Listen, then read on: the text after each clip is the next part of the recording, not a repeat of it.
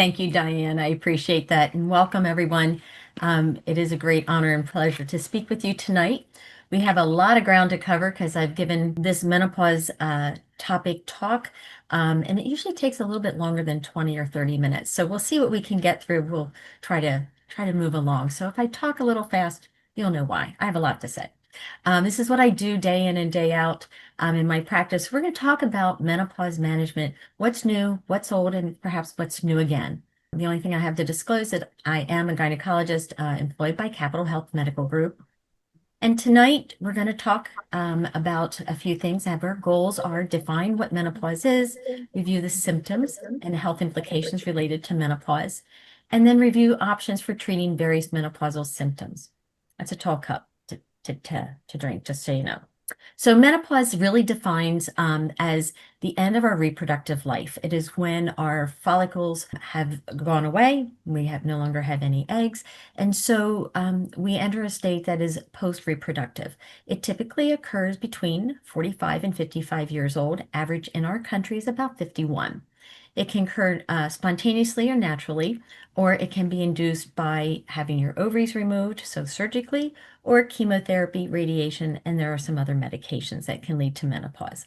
Menopause is diagnosed when you have a 12-month period of no periods around this time, and by definition, you have reached postmenopausal when you have that last period and go for 12 months. What we see hormonally at the time of menopause is there's a decrease in estrogen and progesterone, and it starts about 5 to 7 years before the last period, and it can go on for about 2 to 5 years after the last period. So that time frame is about a 10-year. For average, most women, it takes about 5 to 7 years of symptoms. We also see around that time is some changes in what we call the androgens or our male hormones or testosterone. There actually is a slight rise right before the early part of perimenopause, and then those levels sort of sink back down to where they are in most of our life, and then they can have a slow decline thereafter. But there's a very subtle change in androgens for most women. These hormonal changes impact all of our body organs and systems, and it can vary from one person to the next how we progress through the symptoms and what we experience. So the changes in estrogen, I just am showing this because we see the premenopausal time period on the lower left, and that's when we have normal hormone function. And then we go through an early late type of perimenopausal stage, which we call the transition time. And then we're postmenopausal when our levels of estrogen are at its lowest, and that is around the time of 12 months after our last period. You can see the rise in FSH, which is another one of the many hormones that is dictating the cycle of hormones for women. And this is now my spaghetti slide. This slide shows our hormone levels, and it really doesn't matter. You can look at any one that you want, but it's just showing us why we don't use hormone testing to make a diagnosis. And that goes for almost every one of our hormonal conditions that we deal with women. But what's important is, we can see the slow decline of estrogen over time. And if we zoomed in to a 1 week or 1 month period, or even a day, you can see huge fluctuations in those levels. So doing level testing isn't helpful in making a diagnosis. It really is based on clinical symptoms and our presentation. So we're going to touch on symptoms and health implications of menopause. When I graduated from medical school many moons ago and started residency, I would tell you that most women complained of hot flashes and night sweats, which are the vasomotor symptoms. They complained of some vaginal symptoms, which are the genitourinary syndrome of menopause, used to be called atrophy, which was mostly vaginal dryness, pain, itching, burning, pain with sex, urinary symptoms like urgency, frequency, bladder infections. And we probably talked about sleep disturbance at that time, mostly as it related to hot flashes and night sweats. Other than that, we did not really understand the full implication of what the symptoms were that women had with menopause. We know now that mood disorders, cognitive changes, muscle joint pain changes, skin and hair changes, body changes, our body fat distribution, our weight goes up, headaches, sexual function significantly can change around the time of menopause with both pain syndromes and sexual dysfunction. So we now know a lot more about what menopause really is. We don't know all of the reasons for it, but we understand that these are directly linked to hormonal changes in some way. The health concerns that we see with menopause, predominantly osteoporosis and coronary artery disease or cardiovascular disease, which includes stroke risk. The hormonal associated cancers of endometrial and breast cancer are associated with menopause. And then obesity as an independent factor can increase further the risk of cardiovascular diseases with type 2 diabetes, aortic plaque increasing, liver steatosis or fatty liver syndrome, as well as 14 other cancers, not just endometrial and breast that are hormonally motivated or mediated. And we know that obesity is associated with an increasing vasomotor severity and frequency. All right, so to treat or not to treat, that would be our question. And the first thing we have to do is we have to ask, what are the symptoms that are bothersome? If you come and you say, I don't really have any symptoms that bother me, we probably wouldn't jump in and start any kind of treatment. Compared to if you said, I have a lot of hot flashes and night sweats and I'm miserable and I can't sleep, that's a different story. So we want to know what the symptoms are that are bothersome or most distressing. We then need to take a full history and know really what health concerns that we're dealing with. So that involves both family history, sexual history, medical and surgical history. And then we can establish what our goals for treatment are, what we're really aiming to treat. And then we can finally focus on what our options are. We're always looking for what's highest gain and lowest risk. So the FDA has provided us with indications for the treatment with hormone therapy. And those indications include vasomotor symptoms, hot flashes and night sweats, prevention of bone loss or osteoporosis, but not the treatment, treatment of low estrogen states that occur earlier than expected. So women who have surgery to remove their ovaries, women who go through an early menopause for some other disease, or women who just have a premature ovarian insufficiency or a premature menopause. They also, FDA indication for hormone therapy is genitourinary symptoms of menopause or vaginal atrophy. All right, we have a lot of ground to cover here. What treatment do we actually have? What options are available? So hormone therapy is what our number one treatment is for our symptoms. And we use estrogen as a replacement. It's different from when you use estrogen for birth control pills and we're overriding the system to sort of shut it down. Whereas when we use estrogen in menopause, we're really just trying to replace what's been missing. So it's a little bit different strategy. We want the benefits of relieving our symptoms, but we know that there are also risks related to use of hormone therapy. And the risks include really blood clots, stroke and heart disease, and certain cancers. So the options that we have, number one is estrogen. It comes in both the oral form, the transdermal or topical form, as well as vaginal. DHEA is a vaginal product that we have available to use. Progesterone, often used with our estrogen, but can be used as a standalone. And then on the right side, we have a couple of other things that we're going to touch on briefly. Selective estrogen receptor modulators, I'll call them the SERMs. Very interesting. We have a few that we use. Bioidentical hormones, compounded hormones, we're going to sort of lump together probably and just touch briefly.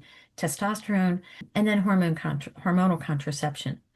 We need to remember if you are still having periods or if you are not through menopause, that the risk of pregnancy exists. So we want to be careful of unintended pregnancies. We do use hormonal contraception such as birth control pills, even up to the age of 55 in low-risk women. It can help reduce some of the symptoms of early menopause, and it can help us regulate those crazy periods that we can sometimes have in menopause. So the use of estrogen often comes with the use of progesterone as well. And the difference is we use estrogen alone when a woman has had a hysterectomy. Progesterone is being used really for protection of the lining of the uterus so that women don't develop uterine cancers and precancers. When we use estrogen alone, they've had a hysterectomy. Also, though, we can use vaginal estrogens at our low dose, and we do not need to use progesterone with that, even with a woman with a uterus. Again, estrogen progesterone therapy is for women who have a uterus, and the progesterone is meant to reduce the risk of use of estrogen. Therapy can be given as continuous or cyclic, which means they either take it the pills every day or use the medicine every day so you don't get a period. Cyclic therapy can be done in multiple fashions, and it really is meant where you will have actually a bleeding episode, whether it's once a month, once every 3 months. Combination therapies exist, so things like the Combi patch or Activella, where we have estrogen and progesterone combined in one product, or we separate them out. I prefer to separate them out so I have more flexibility in changing my doses for either one as needed. Progesterone therapy can be used off-label, standalone. It's usually in women who cannot tolerate or cannot take estrogen, and we use it especially in women who have sleep dysfunction because it can help with vasomotor symptoms, but it also can help with sleep, especially the micronized progesterone. So hormone therapy for the treatment of our vasomotor symptoms reduces the frequency and the severity of them by 75% or more. There's a variety of doses and formulations. We can't get into all of the specifics of them tonight, but that is something that we know that we have multiple different doses and formulations to use and choose from. Transdermal or skin preparations have been shown to have a lower risk of blood clots for women compared to oral therapy. And transdermal is also better for our women who have sexual dysfunction. And we know that works by way of alterations of certain proteins in our body. Hormone therapy should be used for the lowest effective dose and for the shortest duration necessary to achieve our goals in treatment. Surgical menopause can oftentimes have a more significant hot flash pattern, severity-wise, and frequency. So sometimes we have to use a little higher dose in women with a hysterectomy. Again, estrogen comes as oral dosing. You do need a higher level of oral estrogen to achieve your benefits because estrogen is metabolized by the liver early on. Transdermal, we use a lot of transdermal now. It is our preferred method, and most women prefer either a patch or the gel. And vaginal comes in all assortment, including creams, tablets, vaginal insert, and ring, which is either the E string, which is low dose, or the Fem ring, which is a full hormone therapy, a systemic. Progesterone therapy, I call this either there's the good progesterone, there's the not so good progesterone. The good progesterone is micronized progesterone. It is bioidentical, meaning it looks just like the progesterone our body makes. It is dosed at bedtime because it can have a sedating effect, which is wonderful for women who have sleep dysfunction. And it's contraindicated in women who have a peanut allergy because it's made in peanut oil. Progestins, on the other hand, are just not as kind and gentle with our system, especially our cardiovascular system. We have two kinds that are, one is like a progesterone and one is more like a androgens or testosterones. Medroxyprogesterone acetate, people may know that as Provera, is probably the most studied progesterone of all and almost probably the most studied hormone of all. And has been used for many, many years, and especially in clinical trials. We have kind of sort of pushed that by this wayside because it is just not as kind on our lipid panel. Norethindrone, levonorgestrel, those are ones that we use frequently in birth control pills. They're quite potent. We also use them in menopause, especially for women who may have some bleeding disorders, and because they're a little bit more, have more strength in controlling bleeding problems. The alternative for progesterone orally is to use an IUD that contains progesterone. This is an off-label use, but it's highly effective, has been shown to help protect the lining of the uterus, and is great for women who perhaps can't take progesterone because of side effects. DHEA is an interesting compound. It's called prasterone under the brand name of Intrarosa. It is FDA approved for the treatment of moderate to severe pelvic pain, painful intercourse related to low estrogen from menopause. It's a vaginal suppository. It's placed once a day at bedtime. The biggest complaint our patients had really is probably vaginal discharge, so sometimes patients will not use it daily and will alternate days. In the vaginal area, the DHEA, which is a precursor to hormones, converts to estrogen and to other androgens like testosterone, but mostly to estrogen. And that's how it works in the vaginal area. The exciting area of SERMs, we're seeing a few more SERMs coming up and being developed. And the easiest way to talk about SERM is These are both estrogen agonist and antagonist, or they work as an estrogen and as an anti-estrogen. And they work in different target tissues differently. So they may work positively on the bone, but they may not work as well on the breast or on the uterus. So each one, again, is different. And you think of it as a lock and key. If you think about estrogen receptors are on our cells, and think of that as a lock. And the key, estrogen, has to go in and turn the lock and open it to have something happen inside the cell to make something go on. So estrogen circulating is constantly coming in contact with receptors and turning them on. A SERM is meant to, in the instance when it is not really acting as an estrogen, but as an anti-estrogen, it goes into that lock and it sits. It does nothing else but sit. And when that happens, it means all the floating around estrogen can't do its work by coming into that. It blocks it. So that's a good thing in certain tissues. We want it to be a positive effect on things like bone. We want it to act like an estrogen on bone. So SERMs that act like that on bone will help our bone be stronger. When it acts on the lining of the uterus, if it blocks it, that's great because then estrogen can't impact the lining of the uterus. If it doesn't block the lining, the estrogen there in the lining of the uterus, then estrogen can attack the lock and can turn it on, and we can get overexposure and increased risk of cancers and precancers. There are naturally occurring SERMs in our food source. Soy products are one of them. And there are a multitude of SERMs available. Probably most of us have heard of the drug tamoxifen. It's used for breast cancer treatment and prevention. It reduces breast cancer risk by 50% in women who use it, who are BRCA positive patients. And that's an important for us, but it also, we know that it can have a negative effect on the uterus. So bazodoxifene is one of the newer SERMs. It's shown to improve sleep and vaginal dryness. It is an estrogen on the bone, so it turns things on, so it works to help our bones, but it acts as an antagonist or blocker when it comes to breast and endometrial or uterine tissue. So that's great for us. It means it does not increase the risk, or actually can lower the risk of breast cancer and uterine cancer.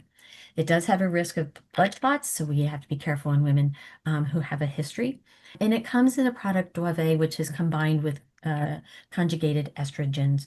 And you do not use progesterone with this one. And it is approved for the treatment of vasomotor symptoms and prevention of osteoporosis.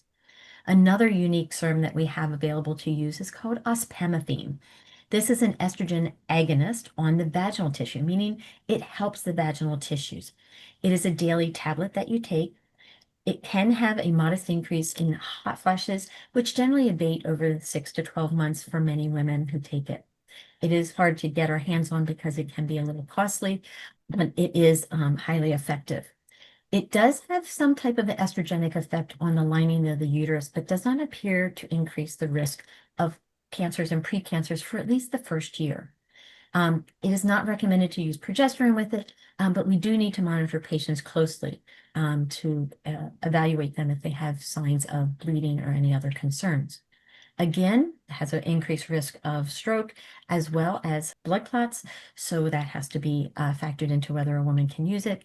And it's used as a FDA-approved treatment for moderate to severe painful sex. I'm just going to touch for a millisecond on bioidentical hormones. These are the hormones that are very much like what our body makes. That's all that means. It's a marketing term that a lot of the compounding pharmacies have used to sort of imply that their products are natural or safer than what's available. They do not have supporting evidence with any significant clinical trials for most of these products, so we have to be careful. The FDA has approved some extremely effective and bioidentical hormones that we know are monitored, they're regulated for purity and safety. Micronized progesterone is one of them, and estradiol is another, and we use those frequently and most often with our patients. So I want to talk about testosterone therapy.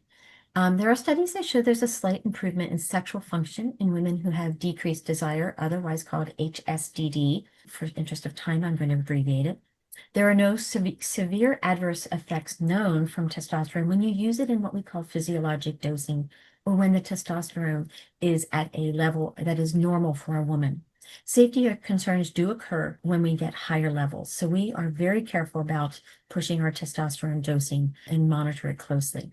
Long-term safety data has not been established, and there are no FDA formulations for testosterone for women in the United States. So, contraindications for hormones, obviously estrogen-sensitive cancers in the breast, ovary, or endometrium, a history of heart disease, stroke, heart attack, blood clot risk, severe liver disease because it's metabolized through the liver, and a peanut allergy if you're using micronized progesterone. Side effects, most of us know some of the side effects of estrogen, but it's essentially breast tenderness is probably the more common ones. Mood changes if you use progesterone. The timing of hormone therapy initiation is important. When we initiate hormone therapy close to menopause, we know that the risk of heart disease or cardiovascular disease is low. We know that there may be a potential improvement or benefit for coronary artery disease and cognitive benefit, although the studies were all have been essentially discontinued too early, so we can't say that specifically, and hopefully we will sometime have more studies looking at that. But we do know that cardiovascular disease risk is lower when you initiate earlier.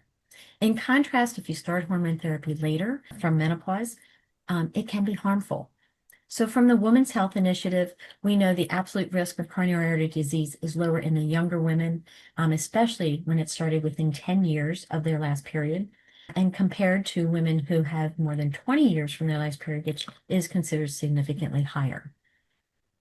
We monitor hormone therapy simply by seeing patients yearly. Once we have them stable, we will see them more often when we are first initiating therapy. We do want yearly mammograms to assess for breast screening. We evaluate bleeding as appropriate because there is some bleeding that can occur with hormone therapy. So we have to assess each patient individually.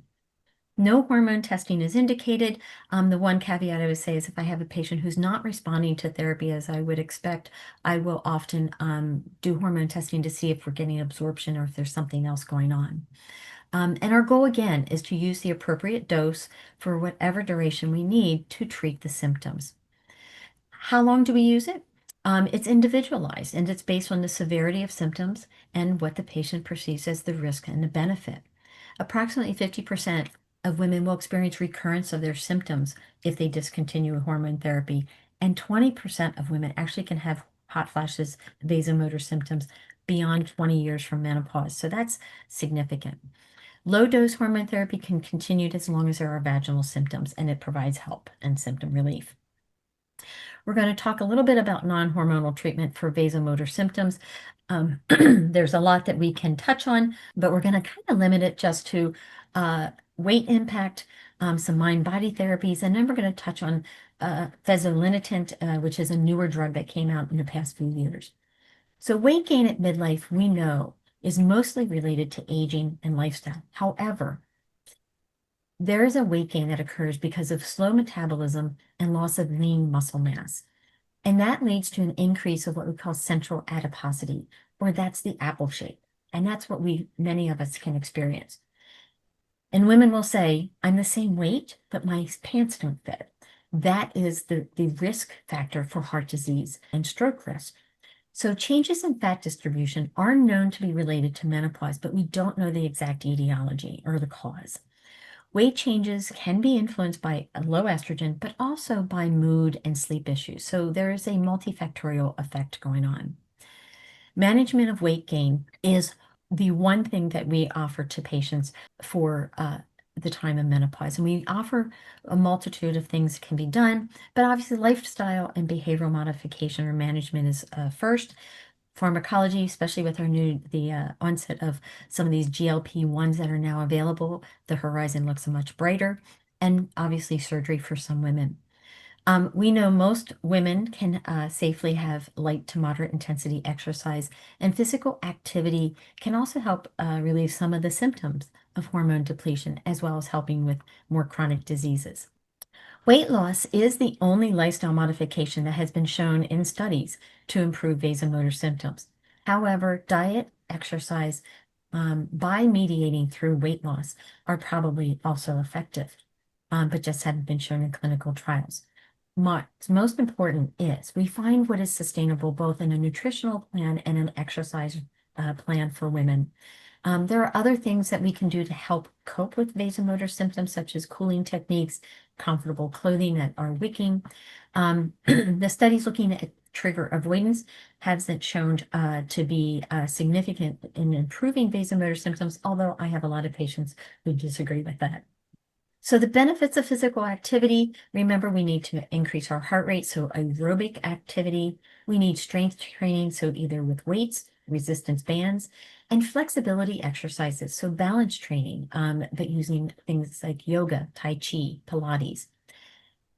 One thing we know as we age is frailty is what can kill more people when they can't weather the storm of the aging process. So we want to prevent frailty. And exercise is the one thing that we can do for that, irrespective of more menopausal symptoms. Your goal is to stay upright and stay active. And that is the best way to do it is through physical activity and being more movement. Mind-body therapies to reduce vasomotor symptoms, cognitive behavioral therapy, so counseling and training, both as an individual or group sessions, can also be done individually. Hypnosis has also been shown to reduce vasomotor symptoms by helping with mental imagery and for management of vasomotor symptoms. The most important thing that I can share with you is the newest drug that we have available for treatment of menopausal symptoms, and that is fezolinetant. That is a drug that's brand name is Veozah, much easier to say, so I will use brand name here. It's been approved by the FDA in 2023, and it's been out and available for about a year. I have several patients that are on it. It is hard to get covered because there is no generic. It is a non-hormonal daily pill that's used to treat moderate to severe vasomotor symptoms of menopause. It's effective for about 50 to 70% in reducing symptoms. It is for women who cannot take hormone therapy.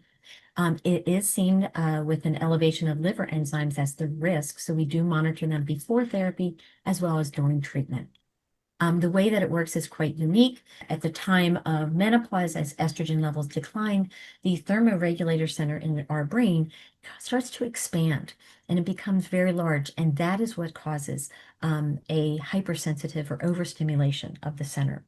When you take Veozah, that shrinks that center down, that thermoregulatory center, and that's what helps relieve symptoms. Dietary supplements, what I'm going to tell you is the last line is most important, that there are no clinical trials that show dietary supplements actually help with management of vasomotor symptoms over a placebo. So there are none that are currently recommended. If you're taking black cohosh, if you're taking evening primrose oil, whatever, and you think that it's working, that's great. You don't need to stop it. But there are none that we currently recommend because there are none that have been shown to be better than placebo. And the other thing that I also like to focus on for patients, this is for all of my patients, but especially at the time of menopause, is we need to prioritize our own self-care. Prioritizing our mental health using mindfulness techniques, meditation. I cannot say enough about meditation. I think we all need to meditate. And using relaxation techniques, whatever that works for each one of you. But focusing on self-care allows us to be better and whole for those around us. It's like being on an airplane and they tell you when the oxygen mask drops down, God help us, it never does. But if it does, you put your own oxygen mask on first, and then you help those around you. And I recommend that's a good way to go through life. And also that's extremely important is our connection with one another, in our community, in our families, with our girlfriends. There is a reason that women do better and survive longer in life.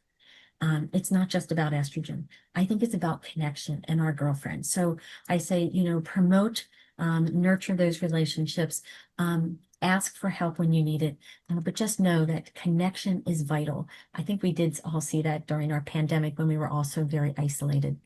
We're going to just briefly move through mood and cognition. We know that cognitive problems in perimenopause are an issue, and they are linked to low estradiol levels. And again, the one thing that women complain about is brain fog, and that is related to what we think of as memory, focus problems, concentration, difficulty with attention.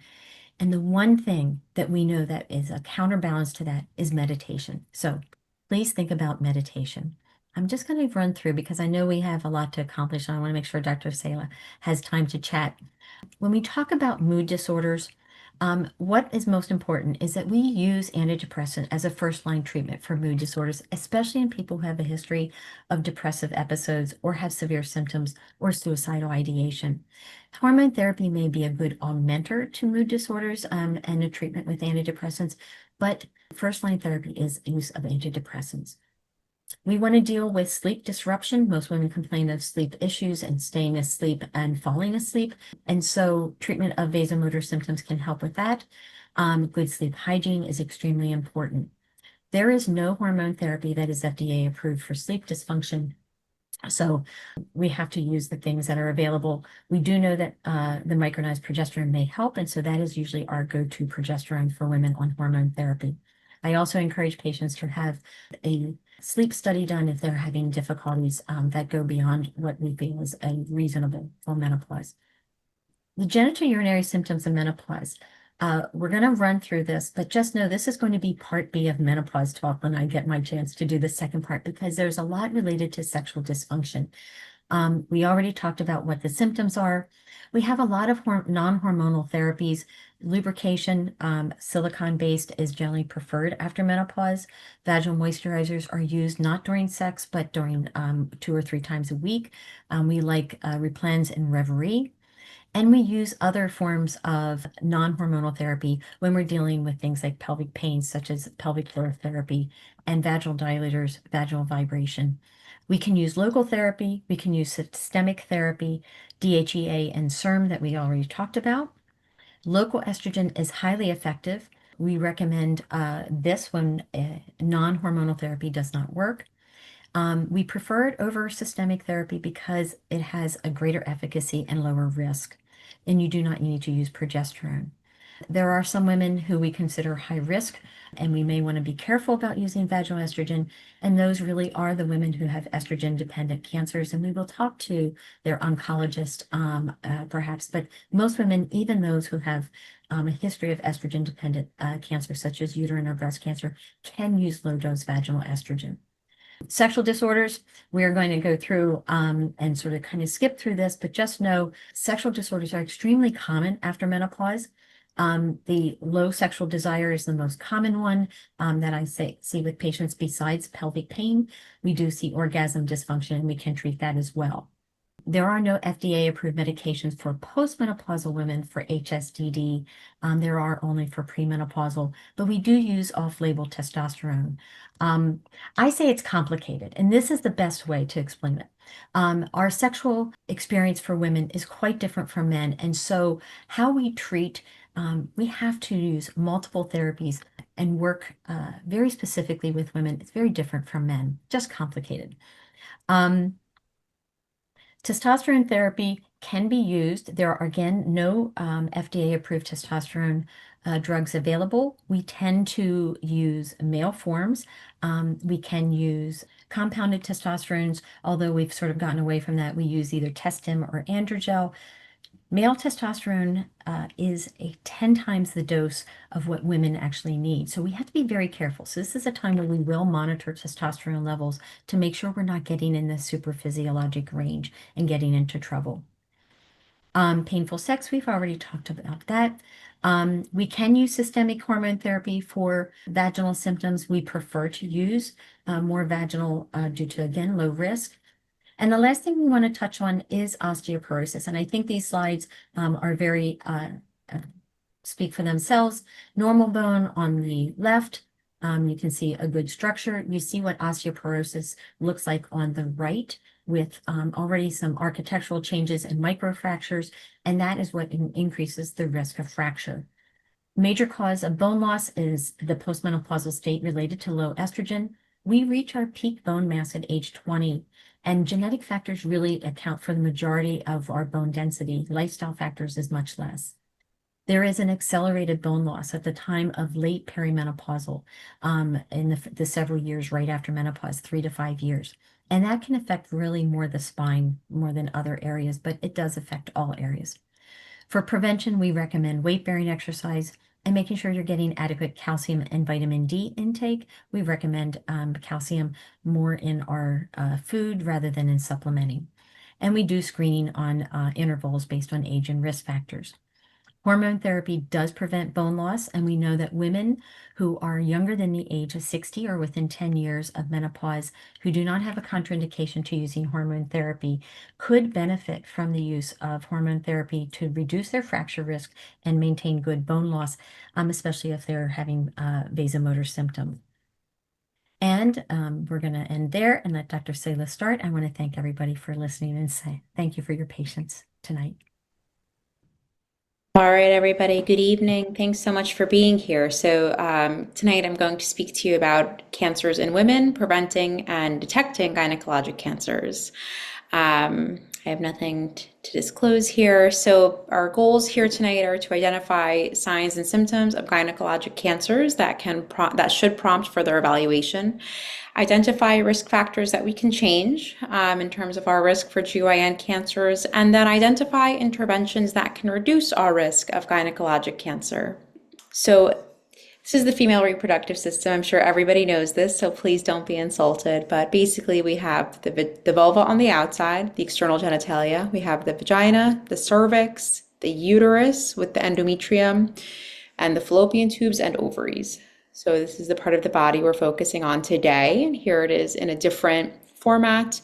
I'm going to specifically speak about endometrial cancer, ovarian cancer, and cervical cancer tonight. Cancer is one of the leading causes of death in females in the United States, so it's worth us giving it some attention. Uterine cancer is the first cancer that we're going to talk about, specifically endometrial cancer. So this is otherwise known colloquially as the womb, where babies grow. So that area is what we call the endometrium. Endometrial cancer is the most common gynecologic cancer in the United States. American women have about a 3% lifetime risk of getting endometrial cancer or uterine cancer. Those names can be used interchangeably. The average age of diagnosis is about 61, 62 at this point. Most women that are diagnosed with uterine cancer are postmenopausal, about 75% of the time. About a quarter of women, though, are premenopausal. It might be women that are still have not completed childbearing.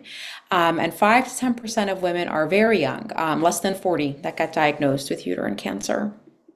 So what are risk factors for uterine cancer? Obesity is the main one that I would like to talk about. So being 50 pounds or more over your ideal body weight increases your risk of uterine cancer 10 times, which is quite a bit. A genetic syndrome called Lynch syndrome increases the risk of uterine and colon, as well as a host of other cancers. When patients are on therapy for breast cancer called tamoxifen, or for breast cancer prevention, that does increase the potential to develop endometrial cancer. Infertility, late menopause, also starting your periods very early, and older age. Protective factors against the development of uterine cancer are pregnancy, being a little bit older at the age of the first period, age 15, which is really on the later end of the spectrum there, and using birth control pills. So having used combination birth control pills has been shown to be protective. So this is the most important slide today. So this is a cancer that typically has symptoms. So this is a cancer that tells us, I am here, pay attention to me. So 90% of women with endometrial cancer experience abnormal vaginal bleeding. The most common symptom of endometrial cancer is postmenopausal bleeding, bleeding after menopause. I want to emphasize this point because all day, this is what my patients come in with, and I think that it is uncommon that people, and sometimes even doctors, know that this is not a normal experience. So if you stop bleeding, you're in menopause, you've gone the 12 months without a period, and then all of a sudden you have bleeding again, you have to see your gynecologist or your primary care doctor. That's not normal. And that's if the blood is brown, if the blood is red, if the blood is pink, if it's black, if it only happened once, if it only happened with wiping, if it only happened after sex, it happened once and never again. Should never happen after menopause. After menopause, you are done. There should be no more blood. So that's the most common symptom. Also late menopause. Sometimes I'll have patients that'll come in and they're 63 and they say, I'm still getting periods. I'm not in menopause. Um, Many times they actually have endometrial cancer, and the cancer is what's bleeding. It's not actually a period at all. If someone is still menstruating, still having menses, and all of a sudden the character of their period changes, the periods are a lot heavier. More concerning is bleeding between periods. People will say things like, I have 2 periods a month all of a sudden. That should not happen. So those are symptoms to look out for if you're a woman who's a little bit younger, you're continuing to menstruate. Your periods, once you're established in the late teen years with your pattern, that really should continue to be your pattern forever. Pelvic or abdominal pain and unusual vaginal discharge are also other symptoms of uterine cancer. Signs are things that we see on physical exam. So a pelvic mass, or if you get an ultrasound or some other type of imaging and the uterine lining looks thick, that's also a sign of endometrial cancer. So obesity is a significant issue in the United States, and so I wanted to spend a little bit of time talking about that. There's a lot of attention on obesity, as Dr. Harvey O'Keefe had mentioned, due to the new exciting medications, which I'm a big fan of, to decrease the rate of people who are overweight and obese, to improve our health. So this is really why endometrial cancer is increased in patients who are obese. So basically, as women, we have two sources of estrogen, natural estrogen in our bodies. We have our ovaries, and when we go into menopause, those ovaries are no longer really producing as much estrogen. The other source of estrogen we have in our body are our fatty tissue, our fat cells. Our fat cells participate in an elegant process called peripheral conversion to estrogen, where they take testosterone and they convert it to estrogen. That gives our uterus extra estrogen exposure that the uterus is not supposed to be seeing. Because the uterus is an organ, it's not sentient, it doesn't know that we're done trying to have babies. It sees the estrogen and it says, oh, okay, I need to keep making more cells. I need to keep changing cells and making more cells because potentially we're getting ready to have a baby, even though the patient might be 65 years old. So the more kind of changes the uterine cells make, the more changes it goes through, the more chances you have for one of those changes to be a mutation that is cancerous. And once cancer in the body is created, it develops a property called clonality, meaning those cells can just replicate very quickly and indefinitely. And this is how cancer forms in any organ, and this is how cancer continues. So obesity not only can lead to endometrial cancer, it can also really affect the treatments that we can offer you. I unfortunately have had patients that had endometrial cancer and were obese to the point where surgery, which is the mainstay of management here, was really unsafe. Surgery would have been a significant risk to their life. If you have endometrial cancer and you need radiation, a significant amount of fatty tissue can make it difficult to dose the radiation. There's some concerns about finding the optimal chemotherapy dosing when patients are well above their ideal body weight. So there's a number of increased challenges. And of course, complications with anything, with surgery or radiation or chemo increases if you have more medical problems or if you're obese. I want to spend a moment talking about Lynch syndrome. So this is a genetic syndrome, hereditary cancer syndrome, where patients are at risk specifically of uterine cancer, colorectal cancer, and also some others, ovarian cancers, GI cancers, other GI cancers of the stomach or the small intestine or pancreas, urinary tract cancer, and skin cancers. So if I ever have a patient or come across somebody where they tell me that they have multiple family members with colon cancer and uterine cancer, and seems like a larger burden than is common, that's someone who I would be concerned about having Lynch syndrome and who I would direct to have genetic testing if they're interested in that. So endometrial cancer prevention. So really the first thing is to maintain a healthy weight, do your best to exercise, to eat clean. It's all stuff that we know.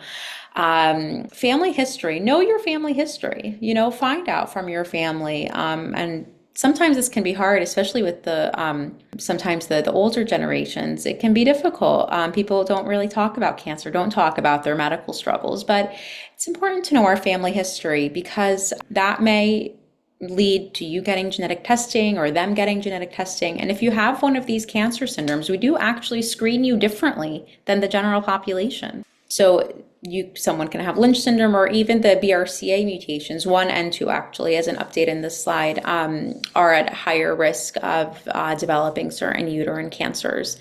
If someone has Lynch syndrome or BRCA mutation, there are, it's very individualized type of care, but there are prevention strategies that we would deploy. The main one with someone at risk of a uterine cancer with Lynch syndrome would be that when they're done childbearing, to perform a hysterectomy, so that risk, disappears, becomes eliminated. Really, the take-home message here for uterine cancer is a higher BMI increases your estrogen production, which increases your risk of endometrial cancer. If you have postmenopausal bleeding of any kind, that always needs further evaluation. And this is actually one of the reasons that I tell my people in general, patients, always have a GYN, always have a gynecologist. If you move, find a gynecologist. You want someone that you have a relationship with, that you're seeing every year, even if you're fine. See them every year so that you have someone, if something like this happens, you have someone where you can pick up the phone and say, I had postmenopausal bleeding, I need you to see me soon, and they can do that. It becomes very difficult when you haven't had a GYN in 10 to 15 years or potentially longer. Some patients haven't seen a gynecologist since they had their last baby 30 years ago. And then you're stuck a little bit, and it can be very difficult, especially in this part of the state. It can be very difficult to get in with a general gynecologist to get this worked up if you don't already have someone that knows you. If someone has postmenopausal bleeding and the physician is concerned that they have endometrial cancer, this is diagnosed by a tissue biopsy, by an endometrial biopsy. Thankfully, most of these cancers are diagnosed at stage 1 because they have symptoms, because your body has told you something is wrong, and you're able to seek care. There's no evidence-based good screening for endometrial cancer, so really this depends on knowing the symptoms. And final take home for this is know your family history, to see if there seems to be a higher cancer burden. The next cancer that I'm going to talk about is ovarian cancer. So we lump ovarian cancer, fallopian tube cancer, and primary peritoneal cancer together. Primary peritoneal cancer is a very rare cancer that behaves similar to ovarian cancer. Basically, that is cancer of the inner lining of the abdominal wall. This crew of cancers is very aggressive. Ovarian cancer technically counts as a rare cancer, but it is cancer that is responsible for a significant number of cancer deaths. So let's see, ovarian cancer is the 5th leading cause of cancer in American women. Most patients with ovarian cancer are diagnosed in advanced stages, stage 3 or stage 4, unfortunately. We don't cure ovarian cancer. Ovarian cancer is not cured. We can treat it, but this is a cancer that, unless you're a very lucky person and that you're a very early stage 1, this is a cancer that if you're diagnosed at stage 3 to 4, there are treatments, there are effective treatments. However, this will be something that you will live with. Will unfortunately not be something that ever completely goes away. The rate of developing ovarian cancer is about 1 in 71 women. So risks to develop ovarian cancer, if you're a carrier of certain genetic syndromes, such as BRCA1 or 2 gene mutations, if you have a female relative with ovarian cancer, especially a first-degree relative, so if you have a mother or sister or daughter with ovarian cancer, you're at elevated risk. Older age is a risk factor for all cancers, including this one. Having dealt with infertility, never having been pregnant, having endometriosis, and again, having starting your periods early and going through menopause late are risks of developing ovarian cancer. These factors in green on the bottom are protective factors. One of them is having had a prior hysterectomy or prior tubal ligation. That's even if you still have the ovaries, and prior birth control use. This actually extends now to the use of many contraceptives, even if a There's even some data that shows if you've ever gotten like the depot shot, the birth control injection, even once in your life, there is some protective effect against ovarian cancer from that. So really contraceptive use that is systemic, that goes to your whole body, such as the pill, the patch, the shot, will decrease the risk of ovarian cancer. And there is some data for the hormonal IUDs as well, actually. So usually patients with ovarian cancer have symptoms including pain, changes in urinary habits, changes in bowel habits. They might notice the abdomen becoming bigger. Some patients will say, I can't button my pants anymore, or I feel like I'm pregnant. Changes in appetite, such as getting full early or having a decreased appetite. And then on physical exam, we might see a frank pelvic mass or see fluid, evidence of fluid in the abdomen. Because this is a cancer that's diagnosed usually late and because the symptoms are quite vague, there is often a delay in diagnosis, about 6 to 12 months after the beginning of symptoms. We always recommend, especially for this cancer, and this is not so relevant in this part of the country, but we always recommend treatment from specifically a GYN oncologist with ovarian cancer, rather than an OB/GYN, as this has been shown to improve outcomes from the disease. But this is usually what's done in this part of the country at baseline. About 15 or so percent of 10 to 50% of ovarian cancers are due to a hereditary component. Of that percentage, there are due to hereditary cancer syndromes. The most common are BRCA, BRCA.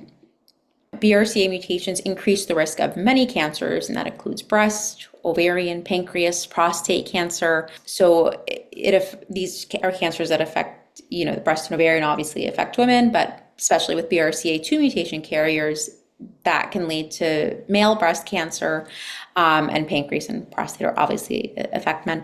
So I always tell patients, if you have a result such as this, or you have a result of any hereditary cancer syndrome, I really encourage people to share with their family members, both male and female, as there are implications to both sexes. So the take home for ovarian cancer is that the symptoms here are often vague. There is no validated screening, unfortunately, for this cancer. These cancers are usually diagnosed late. Again, know your family history. And as with any of these GYN cancers, please seek care from a GYN oncologist. Cervical cancer. So cervical cancer tends to affect women at a younger average age. So the average age of this cancer is about 48 to 51. This cancer occurs at higher rate and kills women more when they're African American. Cervical cancer is by and large, probably 98, closer to 99% of the time, is due to HPV. HPV stands for human papillomavirus. This is a sexually transmitted virus. It is very common in the United States. About 80% of sexually active adults will have been exposed to HPV at some point in their lives. Most people clear it spontaneously within a year. Others, for a variety of reasons, oftentimes I say really it's mainly just bad luck, don't clear it, and the HPV can lead to various cancers, including cervical cancer. Other risk factors are having a history of other sexually transmitted infections, being immunosuppressed. So if someone is a transplant recipient and they're on immunosuppression, or if they have another cancer, like they have a breast cancer, some other cancer, they're on chemotherapy, or if they have lupus or rheumatoid arthritis or Crohn's disease and they're on some immune modulating therapy, these are patients who are at risk of kind of not being able to clear the HPV infection and therefore at higher risk of cervical cancer. Cigarette smoking will help cervical cancer to progress, or to form and progress. So that's a less than ideal practice as always. Symptoms of cervical cancer. The main one here is bleeding after intercourse. This is what we call postcoital bleeding. You shouldn't bleed after intercourse. I feel like sometimes people think that that's okay and that's normal. It shouldn't happen. It's not supposed to happen. If you have excessive discharge and abnormal bleeding between periods, also a symptom of cervical cancer. Most women, unfortunately, will not have any symptoms. Let's see. So we talked about this. So the way that cervical cancer works is it starts from your cervix starts with normal cells, and then there's cervical cancer on the other side. There's a series of steps in between to get from normal to cervical cancer. Typically takes 15 years with some strains of HPV, including HPV 16 and 18, which are the most aggressive types. I have seen this progress a lot faster than that, like on the order of 5 to 7 years. So that 15 years is might be a little bit of false reassurance. So the way that we prevent cervical cancer and catch it early is the pap smear. So the pap smear, just like mammogram, is evidence-based screening for cancer, and certainly wonderful evidence-based screening for cervical cancer. The goal with the pap smear is to identify abnormal cells when they are in the precancerous stage, and then certainly if we've missed that window, to identify early cervical cancers and to treat them appropriately. Cervical cancer prevention. Cervical cancer has a vaccine. It's called the Gardasil vaccine. It's been around since the mid to late 2000s.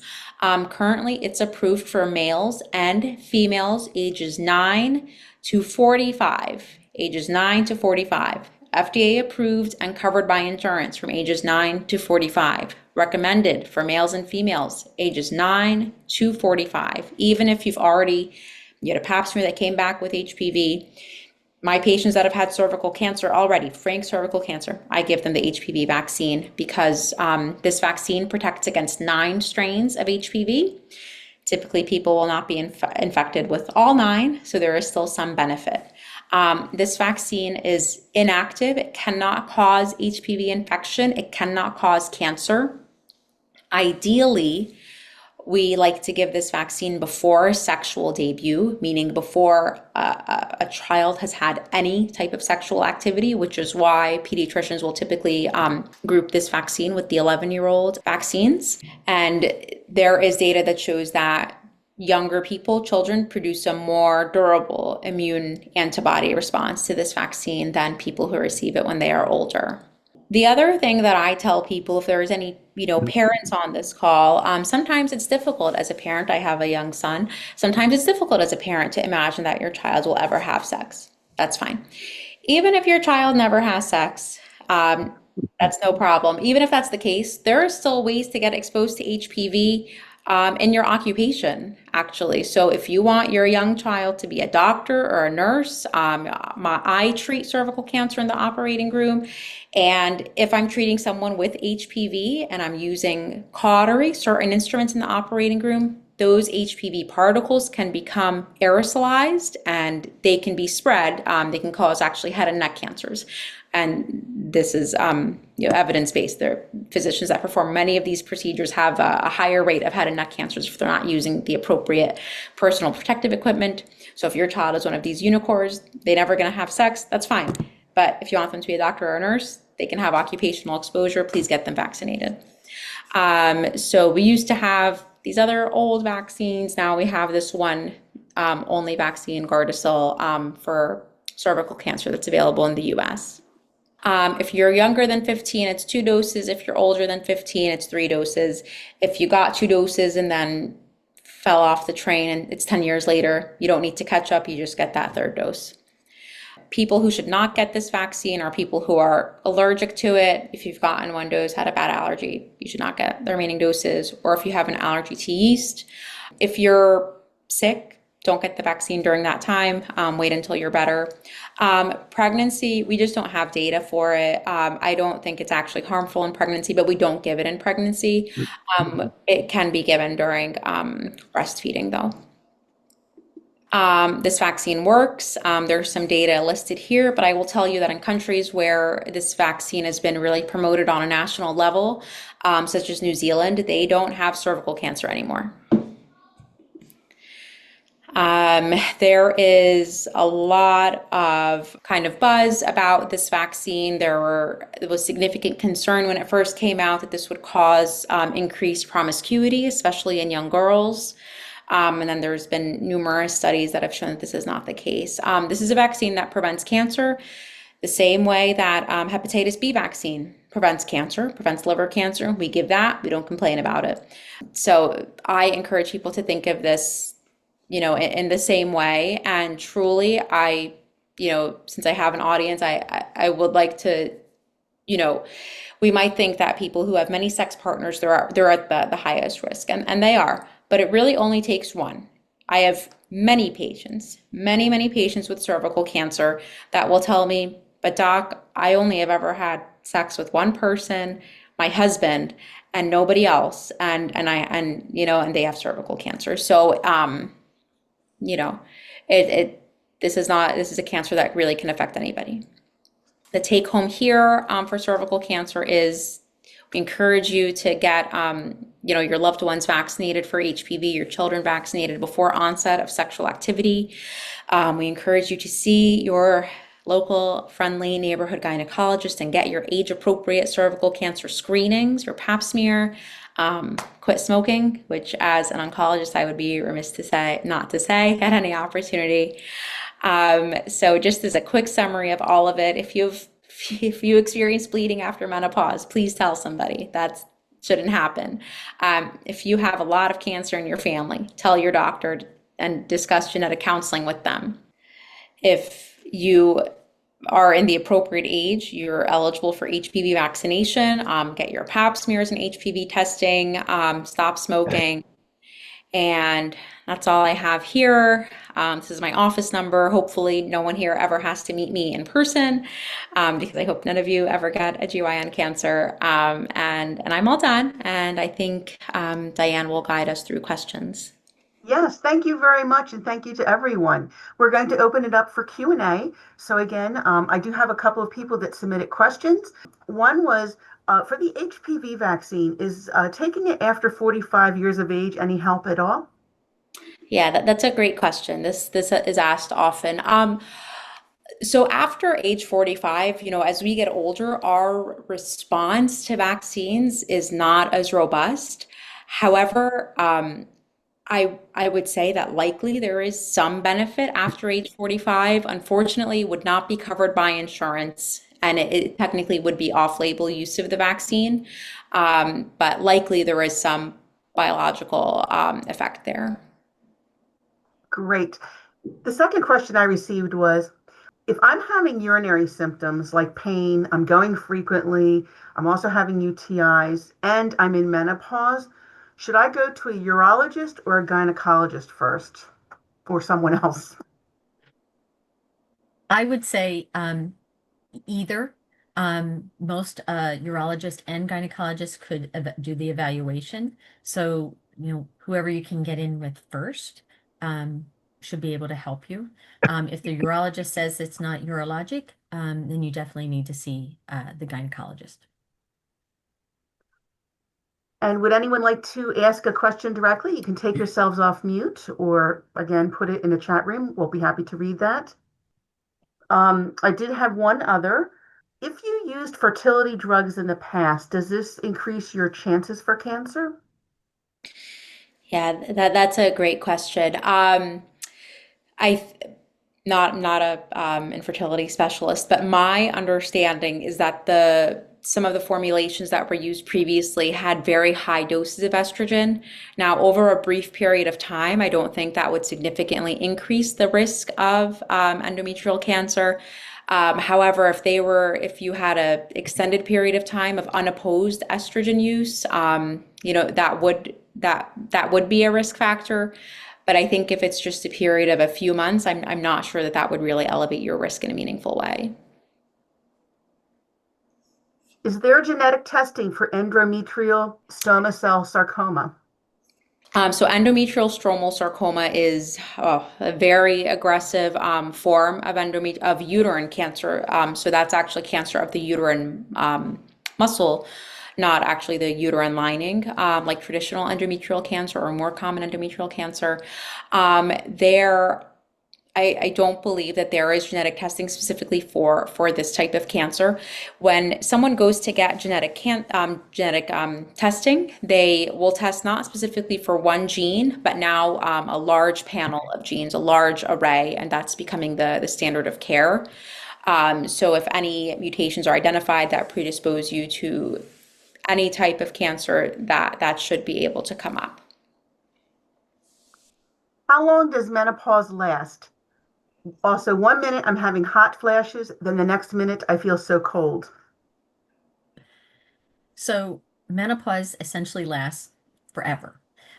Once you become menopausal, once you have your last period, you go 12 months, you are in a state of postmenopausal, and you are in that state for the rest of your life.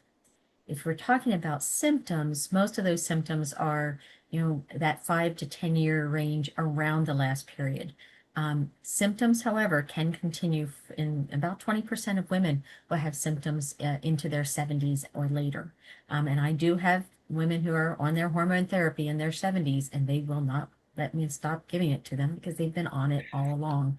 And they're doing well. And as long as they're, healthy and well, we talk about the risks, the benefits. If they opt to continue, that's fine. The second question was the hot flashes and the cold sweats. That's actually very common. That's the dysregulation of our thermostat. It's sort of is a swing from one to the other. It's like when you try to turn the heat on in your car and you blast it, and the next thing you're really hot, and then you turn it down, and then you're really cold. It's almost like having a fever. Some women will describe it that they get hot, they sweat, they get cold, the blankets are on, the blankets are off. Those are just classic vasomotor symptoms or hot flashes and night sweats of menopause. Okay. I have been taking Premarin vaginal cream, but my new prescription says estradiol. What's the difference? They are both compounds of estrogen for the vaginal area. Premarin is a conjugated estrogen, is made in a different way. Um, and the estradiol is the more bioidentical form that most of us prefer. So you may see that changes simply because of insurance reasons. They may have a preferred, your physician may have just decided they wish to change you. They are essentially the same when it comes to effectiveness. You may not notice any difference, although some women may have a reaction to the binding agents or the alcohol concentration. So some women can actually have some pain with one versus another with application because of the alcohol content may be different. Is uterine cancer the same as endometrial cancer? Yeah, it's a good question. We use those terms interchangeably. So the uterus, uterine cancer includes cancers of the lining of the uterus, which is the endometrium, as well as the muscle of the uterus. So we typically will use them interchangeably. Technically, the uterus is the whole organ, and the endometrium is specifically the lining of the uterus. What is the outcome for women who do not participate in hormone therapy? Well, it all depends because a lot of it will depend on your family history, your own health factors. If you're healthy and you're active, you may have less bone loss than, say, if you weren't as active. But certainly, estrogen may help slow the progress of bone loss. So that's one thing.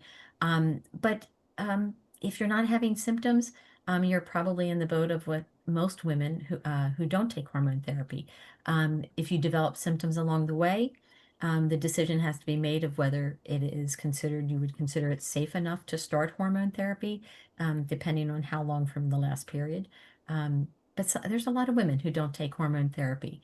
So that's not necessarily a bad thing. I do say if I knew then what I know now about menopause, I may have made a different decision. And a lot of my patients say the same thing about taking hormone therapy. But that's the way our education and science is. We learn more over time. So it's not necessarily a bad thing, but certainly it's something you want to talk with your gynecologist about, maybe have a discussion. Medicare only covers exams every second year, and my understanding is that pap smears are no longer recommended or covered after age 65. Should I still push for annual exams and pap tests?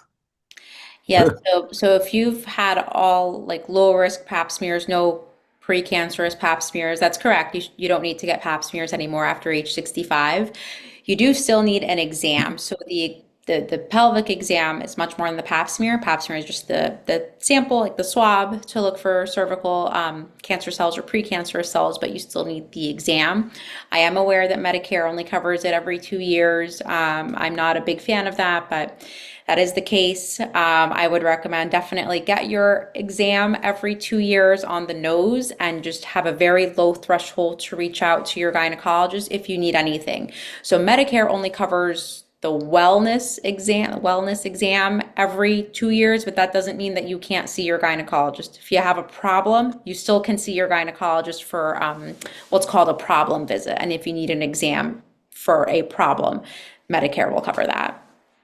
There is a Medicare code for high risk patients, and high risk, what Medicare perceives as high risk and what maybe we would perceive as high risk may be slightly different because they're a little bit archaic and haven't changed their guidelines. So a woman who is high risk would be someone who has had a previous sexually transmitted infection, a woman who had a sexual debut before the age of 16, a woman who had more than 5 sexual partners. That technically does fall under the criteria of high risk. I tell patients you can be high risk and still not need a pap smear, but we can use that code appropriately so by Medicare for exams. I also tell patients if you are having any symptoms or we are monitoring you or treating you for anything, you need to be seen yearly. So we cannot write prescriptions for estrogen cream for 2 years. You need to be seen. That is not, it is considered low risk, but it is not no risk. So there are many reasons that women need to come in on a yearly basis. Family history of breast cancer, they can have a breast exam. And again, that's a problem visit. So I say, talk to your gynecologist and make sure that there's not a reason that you really should be seen every year. I agree with Dr. Saleh that we do need to see patients once a year, but we have to work within the guidelines. So.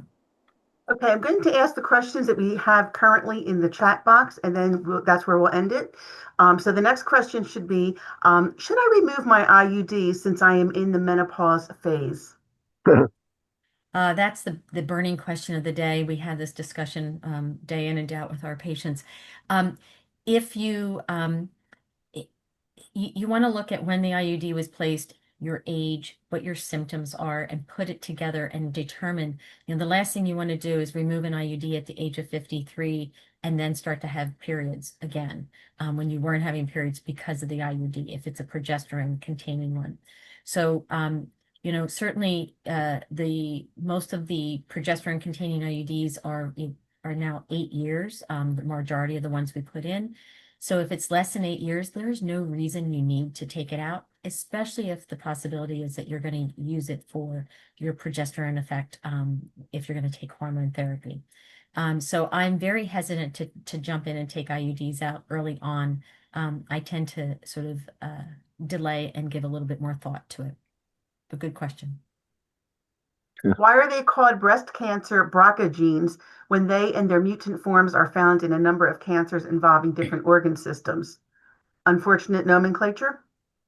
This is a good question. I think it's really just like historic. This is what the genes were found on the breast cancer susceptibility genes.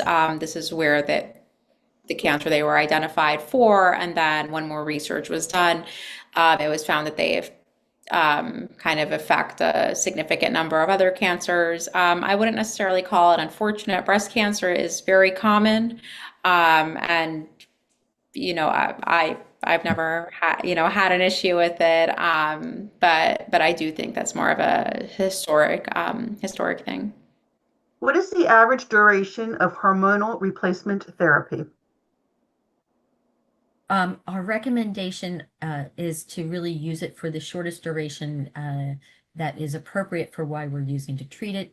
I would say most women will use it up to 5 years because that is what we know is to be a low risk. We then have a discussion after 5 years as to the ongoing use. And some women will try to come off, they'll have hot flashes or sweats and they'll go back on. So the average I would say is probably 5 to 10 years in that age group or that time frame, but it varies from patient to patient. Do you need to take proestrogen if you are taking a small dose of DHEA 2.5 milligrams twice a week. I assume that we're talking about the DHEA, a tablet rather than a suppository, because we do not need to use progesterone if you're using the DHA suppositories or vaginal tablets. We don't use a lot of DHEA orally. I know patients do use it. There is no recommendation because there's really not good studies looking at whether you need to use progesterone with it. But I haven't seen any data showing that you do need to use it, but it's there's really not enough clinical data to say. Great. And our last question this evening is, if you have history of another type of cancer, should you have a pap smear more frequently? To my knowledge, I don't believe that history of anything other than cervical cancer puts you in a category where you need to have more pap smears or pap smears more frequently. Really, it's patients who are immunosuppressed with HIV or using various immune modulators for disorders such as lupus, rheumatoid arthritis, Crohn's disease, and the like, or patients who are transplant patients and are on chronic anti-rejection medications. Those are really the people who need pap smears more frequently, not so much if you have a history of a cancer other than cervical cancer. Wonderful. A heartfelt thank you to Dr. Amy Harvey O'Keefe and Dr. Mona Saleh. You were terrific tonight. And thank you for all of this information. We wish everyone a safe and healthy evening and remainder of the week. Take care and thank you. Thank you. Thank you. Bye-bye.